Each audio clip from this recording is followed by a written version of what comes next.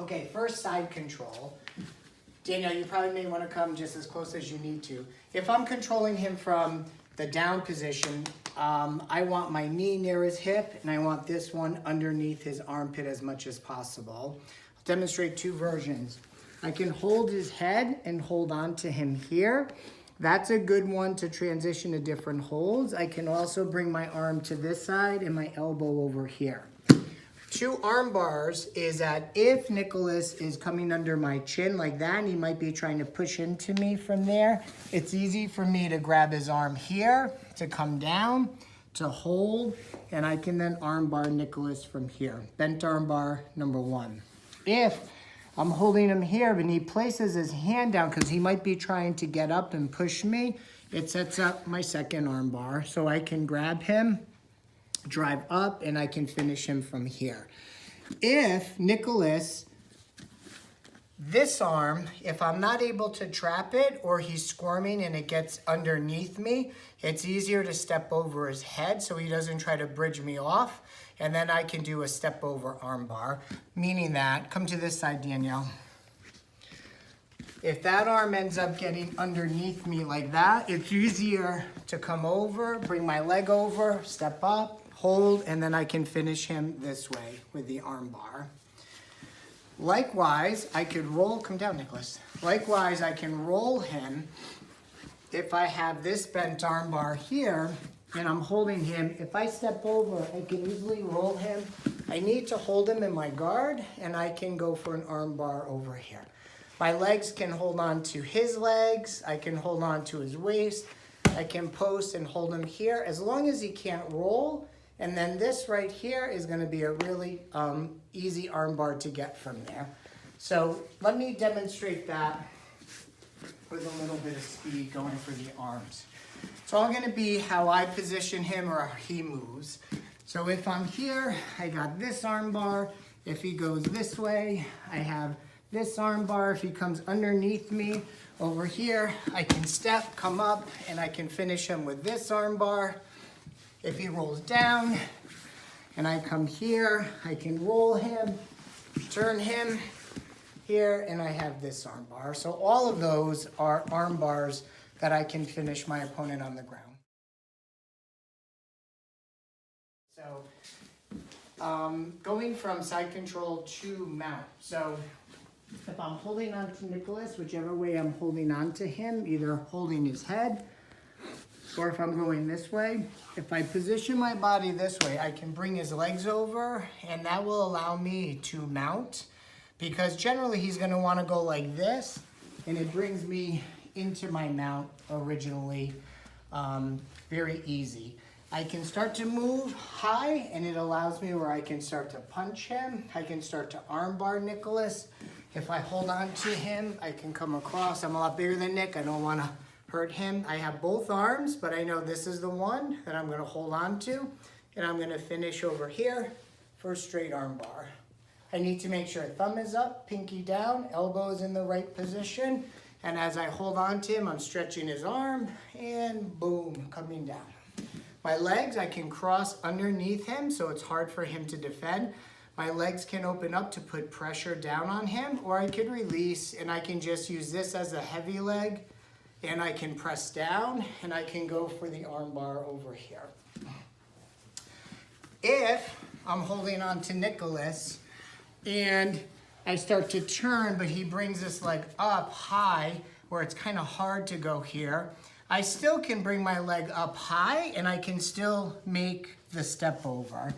As I come over, I can start wrapping onto his legs over here, and I can start putting on grapevines. So if I have that position, I can start pressing down and really putting pressure on Nicholas from there. Again, if I go more to higher mount, I can start striking over here. The higher up I go, I'm going to be able to trap his arms here. His arms, I'm not going to squish Nicholas, but as I wrap, I can bring this over, and I'm going to be able to put on arm bars, straight arm bars very well on Nicholas. So if I move here, I got the arm bar. So let me go over that a little bit quicker.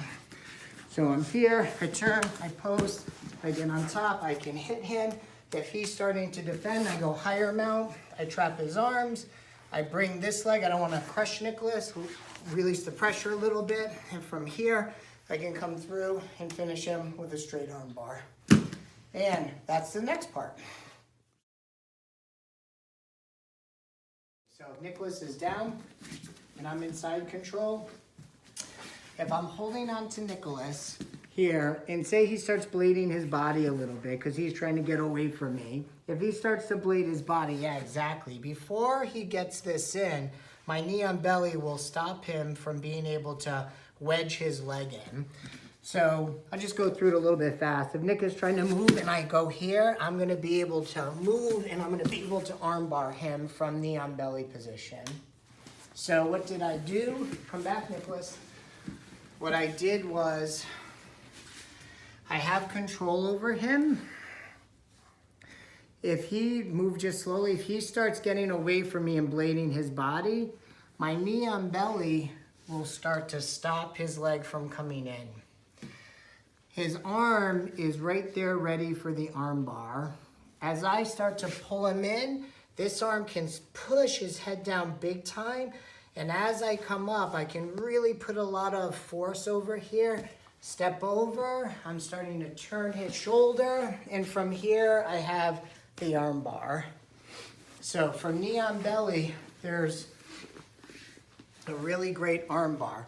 Now, what also could happen is if I'm here, and let's say I hold on to him and I press in and I just go knee on belly, and he puts his arm over there, he's also giving me his arm that I can come through and I can easily finish him with a straight arm bar. A good way to practice knee on belly is side to side, where I can go knee on belly over here that I'm just practicing. I can move to this side.